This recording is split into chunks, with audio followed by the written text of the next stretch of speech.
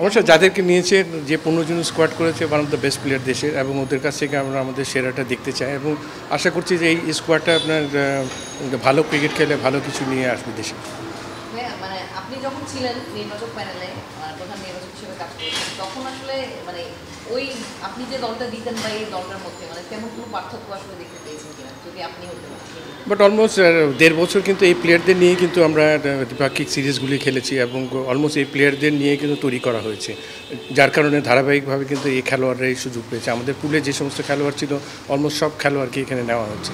তো আমি আশাবাদী এখানে ওদের কাছ থেকে আমরা সেরাটা পাবো এবং দেশকে বিশ্বকাপে ভালো অবস্থানে রাখবে আশা করছি। এখানে একটা রিজার্ভের মোসাদ্দেককে নিয়ে চিন্তা করতে পারতো, রিজার্ভের প্লেয়ার একজন বাড়িয়ে 18 জন স্কোয়াড রাখা উচিত ছিল, কারণ ইনকেস কোনো ব্যাটসম্যান যদি অনেকগুলি প্র্যাকটিস ম্যাচ আছে, এখানে যদি কিছু হয় তাহলে ইমিডিয়েট রিপ্লেস করতে পারবে।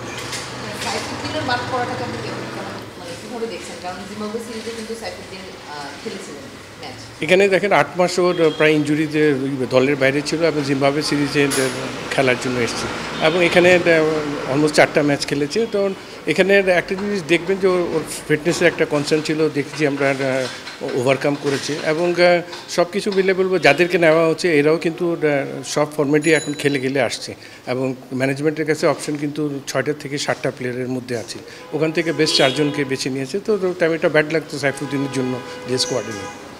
দলে দেখলাম আমরা 4 জন স্পিনার রয়েছে, সেটাকে আপনি কিভাবে দেখছেন? নির্বাচকরা কিন্তু বলেছেন যে উইকেট কন্ডিশন বিবেচনায় 4 জন স্পিনার রাখা হয়েছে ওয়েস্ট ইন্ডিজের বিবেচনায়, তারা কিন্তু দুটো ম্যাচ খেলতে হবে বাংলাদেশ। বাট এখানে হয়তো একটা অপশন নিয়ে যাচ্ছে, কারণ এখনও কিন্তু কারোর ধারণা নাই ড্রপ পিচের স্ট্যান্ডার্ডটা কীরকম হবে উইকেটের। এই জন্য ওরা চিন্তা ভাবনা করে যাচ্ছে যে যুক্তরাষ্ট্রের ড্যালাসের উইকেট কেমন হয়, নিউ ইয়র্কের উইকেটের স্পিনিং হলে স্পিনের একটা এডিশনাল দিবে বা সিমিং উইকেট হলে একটা এডিশনাল সিম করে নেয়। তো আশা করছি যে এখান থেকে কম্বিনেশন ওরা ওখান থেকেই ঠিক করতে পারবে। ওপেনার 3 জন রাখা হয়েছে, সেখানে আসলে অবভিয়াস যে নামগুলো সেই নামগুলোর মধ্যেই 3 জন ওপেনার রয়েছেন, সেখানে লিটন দাসের আসলে ফর্মে নেই, সেটা দলের জন্য আসলে কতটা দুশ্চিন্তা হতে পারে? আপনাদের একটা লিটনের ফর্ম নাই, ঠিক আছে, কারণ ওর এক্সপিরিয়েন্সটা যথেষ্ট আছে, বিশ্বকাপ খেলোয়াড় এবং আমি আশা করছি যে এখানে আবার আরেকজন এডিশনাল উইকেট কিপারও দরকার। তো এডিশনাল উইকেট কিপারের জন্যই কিন্তু আপনার দরকার, আপনার কনকারশন যদি হয় এটার জন্য, তারপর ওর এক্সপিরিয়েন্সের জন্যই ওকে দলে রাখা হচ্ছে। আপনি বলছেন ধ্রুবকে দেখলাম আমরা রিজার্ভে রাখা হয়েছে, কিন্তু জিম্বাবুয়ে সিরিজে আসলে কোনো ম্যাচই খেলতে পারেননি আমি বলছেন ধ্রুব, সাইড বেঞ্চে ছিলেন। তো কোনো ম্যাচ না খেলেই আসলে তাকে ট্রাভেলিং রিজার্ভে রাখাটা মানে আপনার কাছে আসলে কতটা যুক্তিযুক্ত? বাট এখানে একটা জিনিস চিন্তা করবেন যে অনেকগুলি খেলোয়াড়কে সবার কিন্তু সুযোগটা আসে না, কিন্তু ওদেরকে কিন্তু রেডি করতে হয়। তো সেই হিসাবে আমি মনে করি যে এখানে কিন্তু ওই হিসাবে চিন্তা করে ওকে রিজার্ভ প্লেয়ার হিসেবে নিয়ে যাচ্ছে, বাট এখানে আরেকজন এডিশনাল রিজার্ভে রাখার দরকার ছিল। সাইফুদ্দিন এবং তানজিম সাকিবকে নিয়ে বেশ উত্তর দিতে হয়েছে নির্বাচকদের যে কেন সাকিবকে রাখা হয়েছে, কেন সাইফুদ্দিনকে বাদ দেওয়া হয়েছে।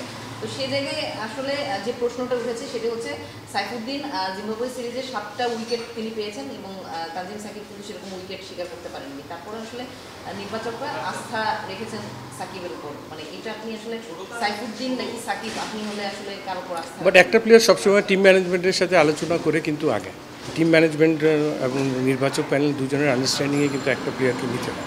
তো সেই হিসাবে আমার মনে হয় ওদের মধ্যে এই আলোচনা হয়ে কিন্তু সিদ্ধান্তটা নেওয়া হচ্ছে। যে দলটা দেওয়া হয়েছে এই দলটা নিয়ে আসলে বিশ্বকাপে বাংলাদেশ কেমন পারফর্ম করবে মনে হয় আপনার, এবং কত দূর আসলে যেতে পারবে? এই মুহূর্তে যাদেরকে নেওয়া হচ্ছে সেরা খেলোয়াড় আমাদের, এবং আমি আশা করছি যে অবশ্যই এদের ক্যাপাবিলিটি আছে ভালো ক্রিকেট খেলার, এবং প্রথম ম্যাচ থেকেই দেখতে হবে যে এরা কেমন করছে, বিশেষ করে প্র্যাকটিস ম্যাচগুলি যদি ভালো করে যদি স্টার্ট করতে পারে ইনশাল্লাহ ভালো কিছু দেখতে পারবো।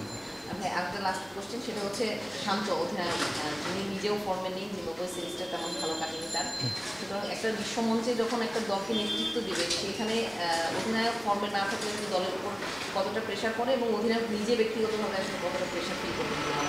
বাট দেখেন ও কিন্তু যথেষ্ট ম্যাচিউর, দেখেন লাস্ট T20 ওয়ার্ল্ড কাপও খেলেছে, অনেক এক্সপিরিয়েন্স আছে। তো আমার মনে হয় ওর জন্য কোনো কঠিন না এটা, এবং খুব তাড়াতাড়ি অ্যাডজাস্ট করে নিতে পারবে এবং দলকে ফ্রন্ট লাইনে থেকে পরিচালনা করতে পারবে।